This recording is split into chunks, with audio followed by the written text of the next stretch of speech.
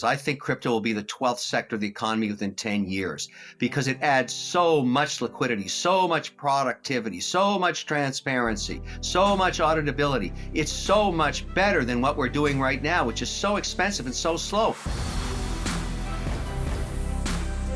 Welcome to Bankless, where we explore the frontier of internet money and internet finance. This is how to get better, how to get started, and how to front run the opportunity. This is Ryan Sean Adams. I'm here with David Hoffman, and we're here to help you become more bankless. Guys, this is an incredible episode. We've got, maybe I should say it's a wonderful episode, David. We've got Kevin O'Leary, Mr. Wonderful himself, or should we say Mr. WonderFi. He is the second shark from the Shark Tank TV series that we've had on, other than Mark Cuban.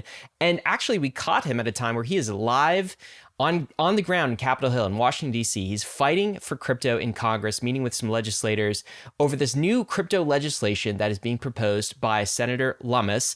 So first on the list, we ask him what is happening in Washington. What's up? What's his perspective on that? But look for some other takeaways as well. Number one, we talk about the bear to bull, Kevin's crypto conversion story, how that transformation occurred. Number two, why crypto natives should actually want good regulation. Number three, what he's invested in. What does Kevin O'Leary's crypto portfolio look like?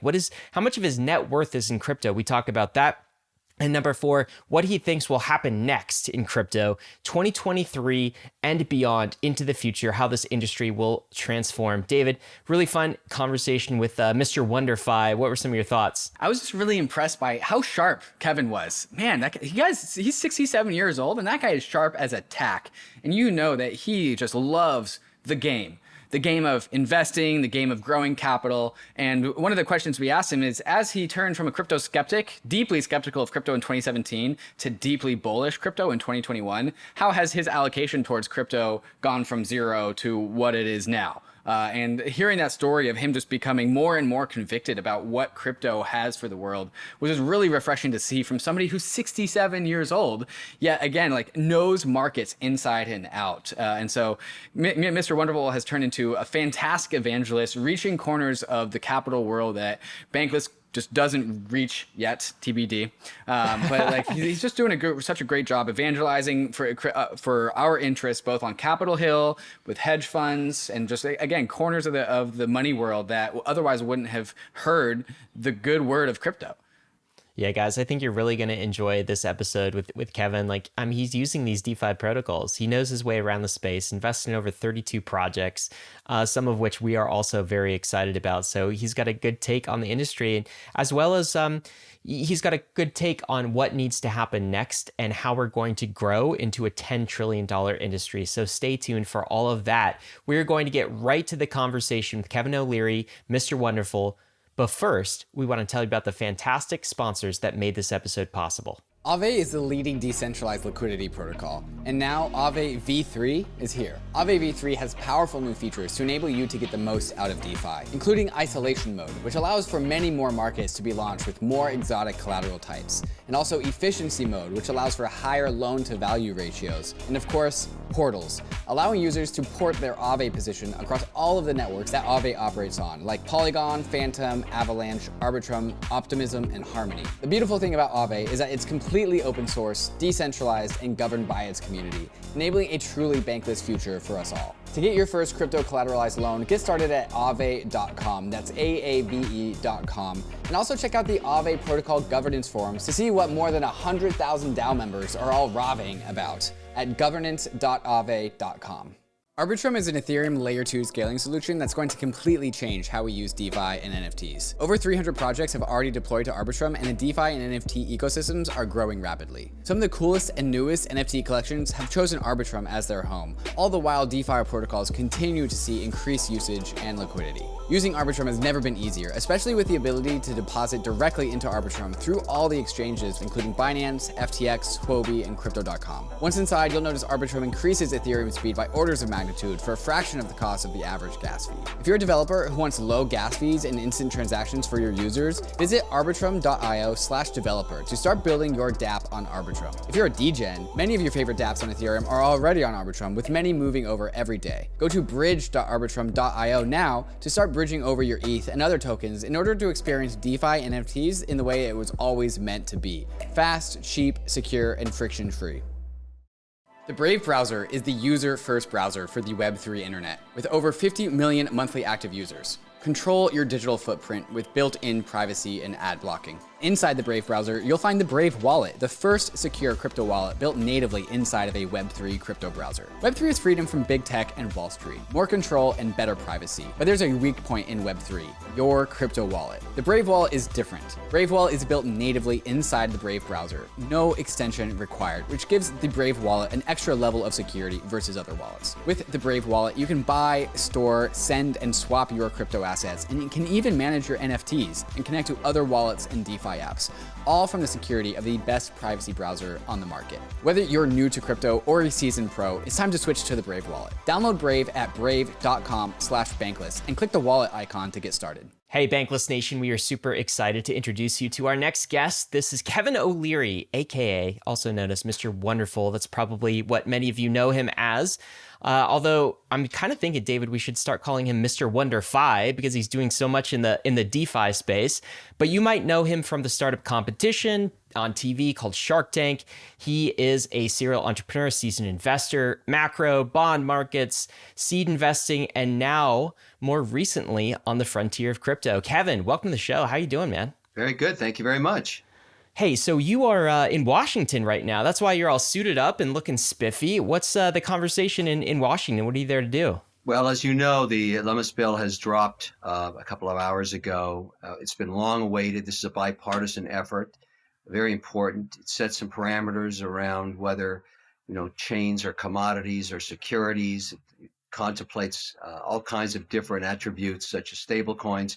And it's important to get this off the ground. This dialogue has been sorely needed, but it's not the only bill. There's also the Haggerty bill, the Toomey bill, other initiatives going on. So you've got a lot of policymakers finally addressing this issue for the first time, basically, knowing that there's a huge institutional demand waiting to get involved when they finally bring policy forward. And I'm just here to be part of it. There's many private citizens involved. It's important to get to Washington, important to talk to these leaders, important to give your ideas. They're basically soliciting the industry, and I think that's important. Well, Kevin, thank you for being there and representing all of our interests and the interests of the crypto industry as a whole. I just want to pick your brain a little bit more about how you are trying to move the needle yourself. Obviously, Cynthia Lummis and the bill is exactly the kind of legislation that we need to promote the merits of this crypto industry. I'm wondering, what do you think that you can help do when you are in Washington, and how are you helping move the needle there? So, what I'm suggesting, and I'm just one voice, but I try and say this over and over again to policymakers, is let's pick one thing. I mean, the crypto universe is so broad, it's so huge, there's so many different things going on at the same time. Let's bring policy on one thing and get that done. And what I'd like that to be is stablecoins, because as a payment system right now, it would be very, very productive to bring forward some policy on stablecoins and let the market compete. Now, I personally prefer ones that are backed by hard assets like the US dollar, but there's many ideas out there. Some work, some don't. Obviously, what happened with Luna was a bad outcome, but that's okay. This is a nascent industry, and we're trying different ideas, but the need for an international payment system is so huge and such a huge opportunity to save costs, to provide transparency, auditability, liquidity, speed, all of those things. That's what I'm suggesting. Let's pick one thing and bring policy on stablecoins. Let's nail that. And then we'll move into Bitcoin. We'll move into blockchain. We'll move into other things, but NFTs, but let's nail one thing. That would feel good for Congress to kind of nail one thing. It's been largely silent on crypto. Like we've had no clarity in this space. And I'm curious, since you're there in Washington, Kevin, you're kind of plugged into some of these circles. A lot of people in the crypto industry, the crypto natives of the world, are somewhat skeptical of Washington. Like you mentioned Washington or you mentioned Congress, and they just kind of recoil, like we don't need government sort of thing. We're more on the side of, we want governments to bring forward sensible regulations so that not that, so that America won't miss out on crypto and they won't miss out on DeFi and all of the innovation, not for the sake of DeFi, but for the sake of the United States. Let me ask the question, as you're in Washington, you're looking at the Senator Lummis legislation, some other legislation. Are you optimistic that they're going to get it right? Like, do they actually understand crypto this time? What do you make of this bill and similar efforts? They don't need to get it right. They just need to get it. In other words, we got to move forward on something here. And I'll tell you why. For all of the people in the crypto universe, and there are many that don't think we need regulation, let me point something out that would get everybody on board. It's a very simple quantum mathematics. And here's how it works. The majority of invested capital on Earth is held by sovereign and pension plans, about 90+% of it. They own zero crypto, nothing. And so for all the excitement about Bitcoin, 800 billion, that is absolutely a giant nothing burger. It is totally irrelevant. It's not held by any institutions that matter. Now, I'm an indexer, and I've talked about this many, many times. There's many indexers in the world, but we service sovereign funds, pension plans. Let's say you're an oil-rich country in the Middle East. You're making 250 million cash a day, US dollars, in oil revenues. You don't want to reinvest in oil. You want to invest in every other sector. So they'll go to an indexer like me and say, index the S&P 500, less energy, less airlines. That's the kind of index we do. And so we see these fund flows, trillions of dollars of fund flows every year just going through the system. Indexers see that every 24 hours. And I always ask these institutions and these sovereign funds, what allocation would you put into Bitcoin? Just one. Bitcoin, which is the granddaddy digital asset, everybody knows that. What would you allocate if you could? And they said, well, we can't because our compliance department won't allow it, because the SEC hasn't ruled on it yet, and Larry Fink doesn't like it, and he's our biggest money manager, and all those other reasons. But they would allocate 50 to 100 basis points.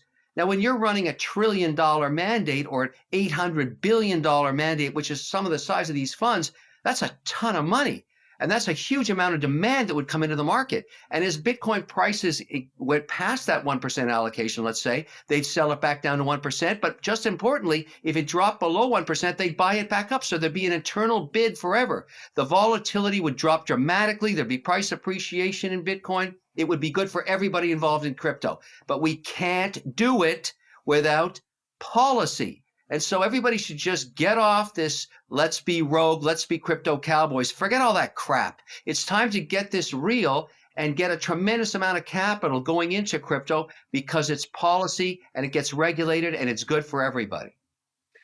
Kevin, you talk to so many people across the whole world, the whole landscape of investors and regulators. And I've been keeping an eye on your trajectory in the crypto space, going from the 2017 skeptic to the 2021 bull. And I'm wondering, as you are now talking to so many people and as the world becomes piqued by crypto and interested in crypto, what's your generalized pitch for why crypto is here to stay, why crypto's good, whether you're giving it to a legislator on Capitol Hill or a hedge fund manager with $1 billion in their portfolio? Why crypto? Why is crypto good? And what do you have as like a generalized pitch for people?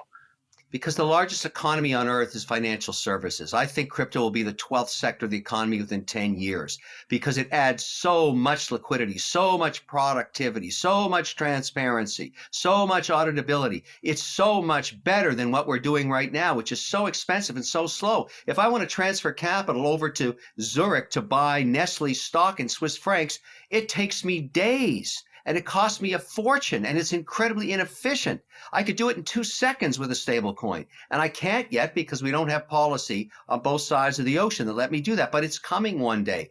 And I think crypto and blockchain and the services and financial transactions, microtransactions, all of it are going to lend itself to this blockchain auditability, transparency, the ledger system. It all makes sense to me, and I think regulators are starting to figure that out. Now, as an investor, I don't know which of these chains is going to win. Is Solana going to beat Polygon? Should I be in Pollen? What about, all of the others? Ethereum, of course, the big one right now, but too slow for many financial services. What's going on with, helium and all of these different ideas out there? So my strategy is to do the same thing I do with stocks, get diversification. I own 32 positions, 32 chain projects, 32 different coins and tokens. I have no idea which ones will win over the next 5 years, but I don't need them all to win. I just need a few to win. And that's what diversification is all about. And I've made some investments in the infrastructure. You know that old adage in the gold rush, you were better owning and selling picks and shovels and jeans than you were trying to find gold, because that was very hard to do. The infrastructure of crypto are companies like FTX, I'm a shareholder, Circle, I'm a shareholder, WonderFi, I'm a shareholder, Immutable Holdings, I'm a shareholder. I've given money to all of these projects because they make a lot of sense to me and I use them all. And they're centralized, decentralized. There's stable coins in there. There's the FTX platform, which is the first compliant institutional platform I can find that my auditors and my compliance department finally agree to let me use to store value. And those are the kind of things that really matter to me. And I have to disclose, yes, I'm a shareholder in FTX. I'm also a paid spokesperson. So I'm eating my own cooking, but I'm also talking about the merits of their compliance platform.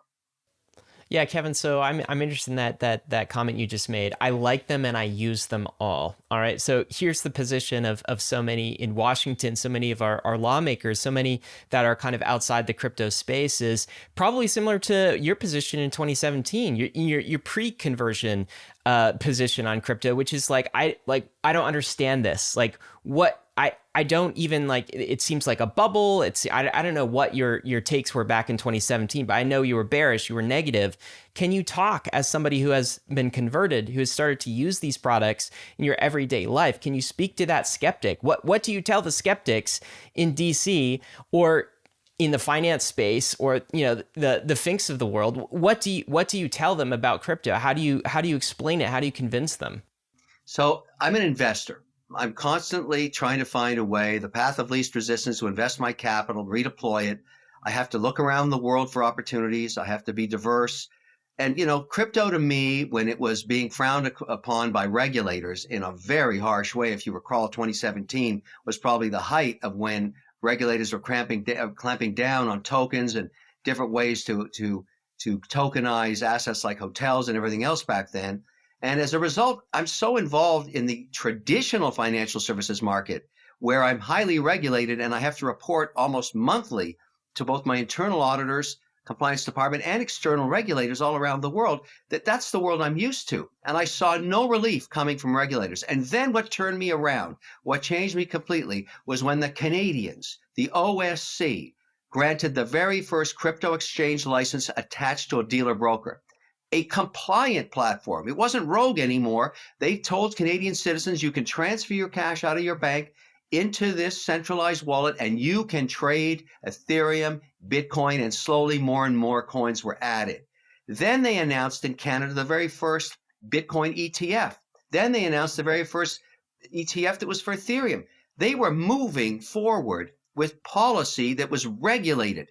And I immediately started investing in that because I saw it coming. I saw the writing on the wall. And I've also made the assumption, this is a personal assumption, that the OSC, the regulator that granted that world order for the first time, a dealer broker, was well in touch with the SEC and other regulators around the world. They talk to each other every day. Maybe Canada was being used as a petri dish or an experiment to try it. And it's been wildly successful. That's when I got involved in WonderFi. I became a shareholder there. WonderFi bought BitBuy, which was the first regulated exchange. And now that company has 800,000 registered compliant crypto accounts. It's the model for the rest of the world. So I got on a plane. I went to United Arab Emirates, Switzerland, England, South America, and I started showing these different regulators, look what the Canadians are doing. Can we do the same thing here? And that's exactly how I'm spending my time now, trying to open up these new markets with the policies that have been put in place, tested, and proven to work in Canada.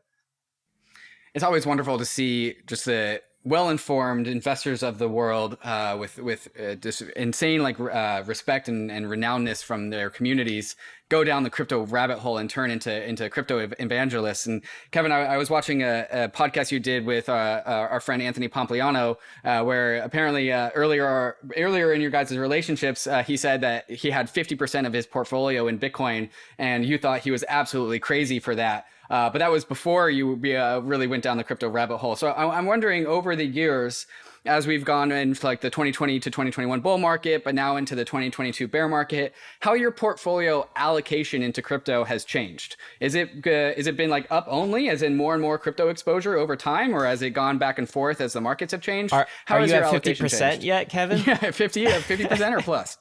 No, basically what's happened to me is I've been layering in now for 36 months. I started at 2.5%, went to 7, then we went past 15. Now, in portfolio theory, if you're running, a mandate such as a sovereign fund, let me give you the rules by which those big boys play. And I'm using the same philosophy for crypto. We have 11 sectors in the S&P 500. Portfolio theory would tell you never more than 20% in any one sector, never more than 5% in any one stock or bond.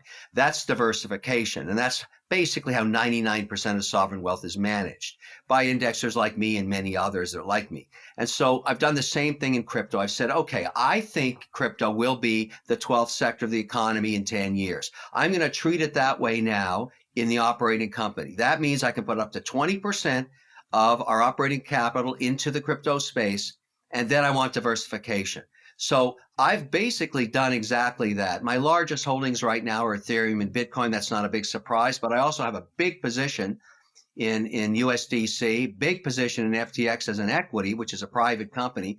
And then on down, Polygon, I got involved with Sandeep. I liked his story. I met him in Dubai, trying to reduce gas fees on top of Ethereum. Makes a lot of sense for India and other countries like that, like what he's doing. I bought a piece of that. Love what's going on in the Serum projects. Solana, I'm a big fan of what Sam Bankman-Fried is doing. These things all make sense to me, but in the proportions of diversification. Now that portfolio, I'd say about 8 weeks ago, was at 21%. Now it's down at about 18. There's been a big correction in the market, but you've got to hold your nose and get used to the volatility. And it lets me adjust positions. I can add a little bit to my USDC.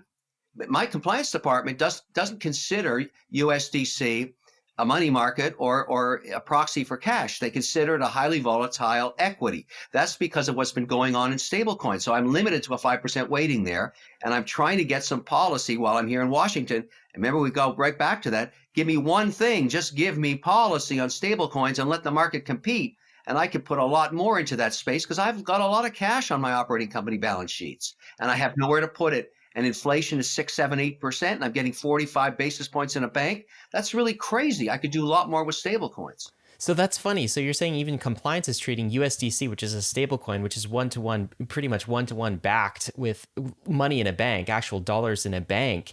You're saying that they're still treating that as a speculative asset. So it's hard to challenge. That's the challenge. You can't get your compliance department on board because they say, show me the policy. Well, there is no policy. That's the problem. Is it FDIC insured? We don't have that yet. We've really got to get this stuff nailed down. That's why I keep telling everybody, get behind policy, because you're going to get a whole lot more capital into this space. There's 52 billion already in USDC. Tether's out there. That broke $1, so I can't touch that. And of course, Luna was insanity. Well, we now know algorithmic-based stablecoins, well, they don't work so well, do they? So the market will figure that out, and they'll basically adjust accordingly based on risk and return.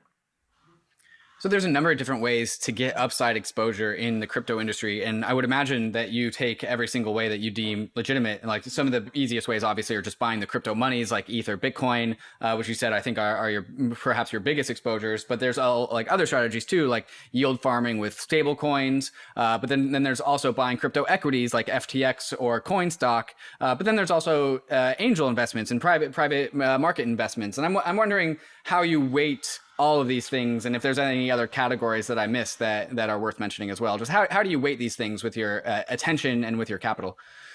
Well, obviously, when new projects come to market, I'm very fortunate. I see pretty well every deal. And there's a reason for that. There's a direct correlation between market capitalization and telling the company's story. Everybody knows I have millions of followers, millions of investors, and I like to talk about the cooking I eat. I mean, I don't invest in projects that I don't use. I don't care whether it's a product or it's a crypto product or whatever. You don't see me in a lot of these very speculative tokens because I don't use them. I'm looking for value there. I'm intrigued by the NFT market in authentication of physical assets around the watch industry. That's a space I'm very involved in. That's a private investment along with other giant collectors and watchmakers and horological societies. But that's just my personal interest. So it's the things that I really want to dig into, that I invest in. But you're right. There's a lot of room for private projects because, I look at it this way. You talk to any grad coming out of MIT or Waterloo or Temple or McGill or any of these really high-end engineering colleges and universities, and a third of the engineers all want to go onto the blockchain. You can't take that much intellectual capital and not expect some incredible outcomes 3 to 5 years from now. So you want to invest in some of these people. These are the smartest hands over keyboards all around the world. They're not working for the traditional industries. They're on the chain. And that means there's going to be a lot of productivity there. That's what you want to bet on. It's like betting on Steve Jobs when he was just drawing fonts with a felt pen. That kind of idea. It's the same thing going on now. These guys are going to be big productivity for the economy, and you've got to put your money behind them. But some people will say, Kevin, but look at the bear market. Okay, the bubble just burst. They'll point to Luna, of course, but then they'll even point to Bitcoin right now, which is down 60%, Ethereum down 65%, the Solanas and the Polygons of the world down 85% plus, and they'll say, look, this asset space is too volatile. Normal investors, shouldn't get exposure to this space. It's too risky. All of these things. Some will even say, as this bear market continues, I'm sure that crypto is dead. The way they said that in 2018 and 2019. What's your response to those kind of criticisms? And should we be concerned about the bear market? I think I read a quote, by the way, Kevin, which you called it nightmarish. And I think for people, it's their first time on the merry-go-round here, the crypto merry-go-round. This is a ride for them that they don't want to be on. They're starting to get nauseous. What are your thoughts on the bear market, and what do you tell people about this? Well, I give an example that everybody can relate to, because in the early years of Amazon 18 years ago, I was a shareholder both in the equity and in the preference shares they used to have in those days. That stock corrected every 12 to 18 months between 38 and 58% every single year. Over and over and over again. People just couldn't get their heads around what Amazon was doing. And it continued that way for a decade. It's no different than what's going on right now with Bitcoin and other cryptocurrencies because there's no institutional demand yet for the product. People keep saying institutions are involved, but they're not at all. And so if we get one of these bills passed here in Washington, which is why I'm here, I would love to see this agenda item move forward so it can be decided on after the midterms. I'm sure Biden's very, very busy on other issues right now, but this isn't going away. And these senators and congressmen and women know this, and that's why they're bringing these and advancing them. All of these senators were all over cable TV today talking about this bill dropping, and it's not the only one. And certainly many of them will be discussing it in the weeks ahead. But the point is, as an investor, do you want to be ahead of this or behind it? Because I think what happens is you get a binary increase in the value of crypto the minute people even sense policy. And that's going to happen sometime Jan, Feb, March. And so I want to be positioned before then. You don't have to, but I think it's the way to go in terms of being early and nascent. It's like being involved in the internet in its most early days. Same thing is going on here. Long term, it's a great investment. But boy, volatility, yeah, it's tough. 50% up, 50% down, 60% swings. Well, that was Amazon 12, 15 years ago. Now it's Bitcoin today. What would you say are the obstacles preventing good legislation from getting through in Capitol Hill? Why isn't this a slam dunk? Because if you're in the crypto space, we're just asking for very basic good legislation. And from our perception, it's obvious what needs to happen. And there's some crazy low hanging fruit things like stablecoins perhaps not being securities that seem so trivial. What's getting in the way? Who's getting in who's presenting obstacles for us? Why can't we just have a slam dunk legislation around crypto clarity? One word, education.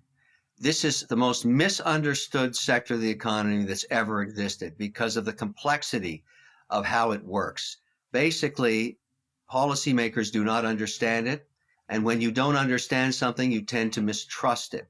It requires education. It's taken me years and a lot of hours of reading and a tremendous amount of travel to get to the place where I'm comfortable making these investments now and understand how this works. But that's not easy to do. And the whole idea of a centralized and decentralized wallet, very many people don't understand the differences between it. And yet you need both in the crypto environment. You really want both. And one of the biggest investment theses I have about investing in WonderFi was it gave me both. There's a decentralized wallet, there's a centralized wallet. And I don't want to lose those customers. If all of a sudden you started by setting yourself up on BitBuy, which is the Canadian regulated centralized wallet, and all of a sudden you decided you want to have a decentralized wallet with your NFTs in it, I don't want to lose you as a customer. I spent hundreds of dollars acquiring you. I want to offer both with a know your customer platform that provides the compliance. And that's what they're building up there in Canada. And that software itself and all the millions of dollars of development they're doing is going to be cookie cutter for other markets, like potentially the Middle East or South America or Switzerland or England. That's the whole idea of being part of these things and pushing these projects forward. But it's education that's holding everybody back. We've got to simplify this stuff. Most people, the first time that try and set up a decentralized wallet on, let's say, MetaMask, lose their money because they don't know about security of the passphrase. And that's an important lesson to learn. And that's why I tell people, start with $200. Don't go crazy. Figure this stuff out slowly. Learn about security. Learn about password protocols. Learn about centralized versus decentralized. Check it out slowly. Baby steps into it. Then you can put up real money. So what is your advice for someone who wants to get educated? Is it just that you have to start using these applications? I mean, I think a lot of people in the early days of the internet didn't understand the internet until the first time, they typed in a Google search or they received an email or something like that. That's how the internet was propagated. What's your advice for someone who's new to crypto and wants to get started? Is it just start using these protocols? How did you school up on it, Kevin? It was really out of need. I mean, USDC, for example, and what Circle has done with their corporate accounts. I was very early on that platform, spent a lot of time with management talking about how we could make this work with compliance departments, how we could make it work with audit firms.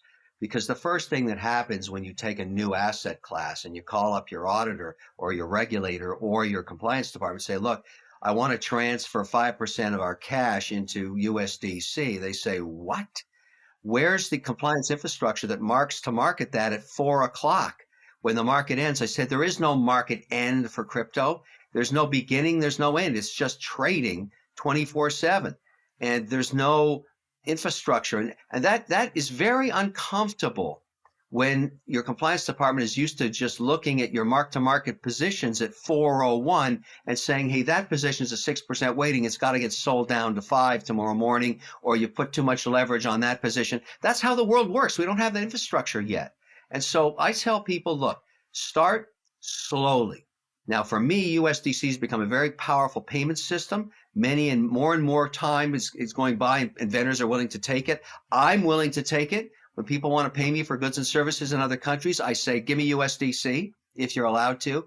Don't ACH me any capital out of a bank. Don't send me Swiss francs, euros, or British pounds. That's just a total headache for me. Go figure out USDC and I'll take the risk myself on it. But, that's going to take a long time to happen. I tell everybody this is the future of currency. It's the future of payment systems.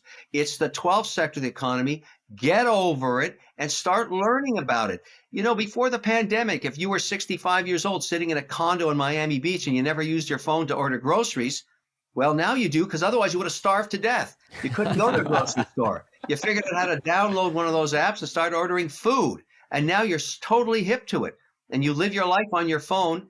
And that was because you had to. The same thing's going to happen in cryptocurrencies.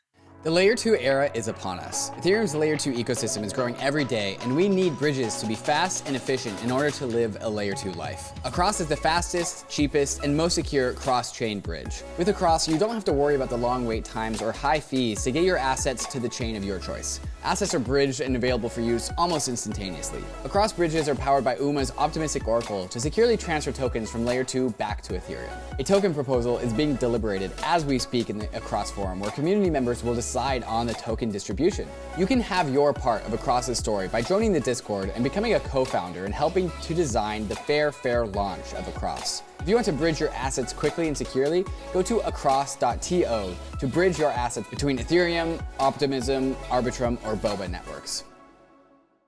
MakerDAO is the OG DeFi protocol. The MakerDAO produces DAI, the industry's most battle-tested and resilient stablecoin. Using Maker, you don't need to sell your collateral if you need liquidity. Instead, you can spin up a Maker vault and use your collateral to mint DAI directly. With Maker, the power to mint new money is in your hands. The Maker protocol is extremely hardened and operated by one of the most experienced DAOs in existence. They've been here since the beginning, they've seen it all, and so you can mint DAI with the assurance that your collateral is safe. Soon, Maker will be present on all chains and L2s, so minting DAI can take place on Oasis.app, Zerion, Zapper, or any other DeFi protocol that you use. Follow Maker on Twitter @MakerDAO and learn from the oldest and most resilient DAO in existence. Rocket Pool is your friendly, decentralized Ethereum staking protocol. You can stake your ETH with Rocket Pool and get our ETH in return, allowing you to stake your ETH and use it in DeFi at the same time. You can get 4% on your ETH by staking it with Rocket Pool, but you can get even more by running a node. Rocket Pool is the only staking provider that allows anyone to permissionlessly join their network of validating nodes. Running a Rocket Pool node is easier to set up than running a solo node, and you only need 16 ETH to get started. Why would you do this? You get an extra 15% staking commission on the pooled ETH, so your APY is boosted. So if you're bullish ETH staking, you can increase your APY and get some extra tokens by adding your node to the decentralized Rocket Pool network, which currently has over 1,000 independent validators. It's yield farming, but with Ethereum nodes. You can get started at rocketpool.net and also join the Rocket Pool community in their Discord. You can find me hanging out there sometimes in the chat, so I'll see you there. Kevin, I just got to say, man, I love that you're in the space. Like, on behalf of David and I have been doing crypto education, doing this podcast for a long time, and you are reaching an entirely different demographic than we will. And it's so cool to have you saying the same thing, using different words and reaching other people about this. And I think that's your skill set, is really telling stories and spreading a narrative. I'm curious where you see your brand, the Mr. Wonderful Kevin O'Leary brand in crypto. What do you hear? What are you here trying to do? Is it to spread awareness? Are you trying to build product? What's your brand in crypto going to be? My brand is about compliance. My brand's about institutions. My brand's about allocation and diversification, about investing. And so I'm able to have those conversations with regulators. They know me already. I can get the meeting in any country in the world. I can meet the head of a bank in the Middle East and sit down with the CEO and say, look, here's a compliance strategy to bring your world into crypto. Let's work together because I'm 100% compliant. I am not a crypto cowboy. I'm talking about bringing the real money into crypto, the real sovereign wealth. And so for everybody that used to criticize me about saying, let's get this thing regulated, now they understand why they want to get it regulated too. It's the $1 trillion that'll come into this market overnight when it's regulated. And I'm just one of those people out there trying to make that happen. And so, yes, it's baby steps, but if you're sitting down with the head of a bank that's got 5 million accounts and $1 trillion sitting in those accounts, they're not interested in being a crypto cowboy either. They don't want to be offside with their regulator. They want to work on a compliant basis and make sure their internal compliance is completely 100% nailed down so they can report to their regulator and not be offside. That's the kind of people I want to work with. That's what my brand's about. And I am on that mission, if you want to call it that, for the benefit of everybody in crypto. Because if we can get this policy nailed down, everybody benefits. Everybody. Values go up. I'll bring that to the table. Everything goes up in value because the real money will come in. I alluded to earlier how you were skeptical about crypto in 2017, 2018, which really makes sense because that era of crypto was really just the Wild West. Famously, we call many people in the crypto industry crypto degens, like crypto degenerates. They're gambling all their money. They're not paying attention to securities laws. But now going into 2020 and beyond, like we have actually figured out fundamental utility that has attracted fundamental investors like yourself into the space. And I think what you're telling me, Kevin, is that crypto is ready to really grow up and really get mature and really start bringing in capital from people who would have been turned off by the Wild West of 2017 and 2018, but are turned on by the more sustainable yields, the more sustainable utilities and use cases that crypto brings. And you alluded to it a little bit, but I'd like you to go into it a little bit more. Prices go up when crypto matures because it brings in not just billions of capital, but trillions of capital from all over the world. Can you just paint that picture of crypto in 2023 and 2024 as we get regulatory clarity, as we get more comfortable with bigger institutions? Why is this good for the crypto industry, and why does it need to happen for us? Make us bullish, Kevin. Well, look, I'm going to lay it out the way I see it and the way I'm investing. All right. What's going to happen is nothing before the midterms, but we're getting close. After the midterms, when the House is settled, and who knows what it'll look like, but I have a pretty good idea, we're going to get some policy. And the first policy, in my opinion, personal opinion here, is going to be around stablecoins. And here's what it's going to look like. It's going to be an open competitive market, just like you can find a money market at Schwab or a money market at Fidelity or a money market at some other financial institution. They're slightly different. Stable coins are payment systems, but they're also stores of value if you're willing to stake them out. You can make 4.5% on an annualized basis on a 30-day contract today, right now on USDC and other stable coins. But here's the policy I see coming. It's going to look like this. 30-day audit on the assets underneath it. You can bring any kind of stable coin you want, but there's going to be a 30-day audit and what's in there. No assets supporting the token or coin with a duration more than 12 months. So if you're going to use T-bills, they got to be short duration, probably average of 6 months duration. And that's very much like a money market is run and completely FDIC insured. There may even be one or two of these stablecoin operators that apply to become a bank and become FDIC insured, in which case they would get trillions of dollars. And the reason this is going to happen first, why the stablecoin market will happen first with policymakers here in Washington, is that it perpetuates the US dollar as the default currency of the globe. When we get that worked out, the US dollar becomes king dollar in perpetuity. Even other countries, even other sovereigns are willing to bring tokens out backed by the US dollar because they know in terms of attracting people to use them and store them and save them, they got to have the king dollar. And this is why policymakers should get off their you-know-whats and get this thing done, because we don't want the Chinese doing that with the yuan. I would never buy the Chinese yuan as a stable coin. Why? Because I know they're watching it. I don't want them watching my dollars. And I don't trust that currency. I trust the US dollar. So I wouldn't like to find out the Swiss franc did that before us. We got to get this thing done and make the US dollar king dollar all around the world. Everybody will be happy with a product that is backed by the US dollar one-to-one, is liquid, transparent.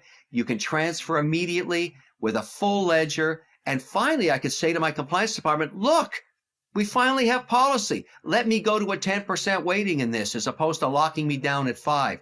And they probably could get there because they may consider it a cash equivalent at some point. Very similar to money market accounts that very rarely break a buck. That's the whole idea.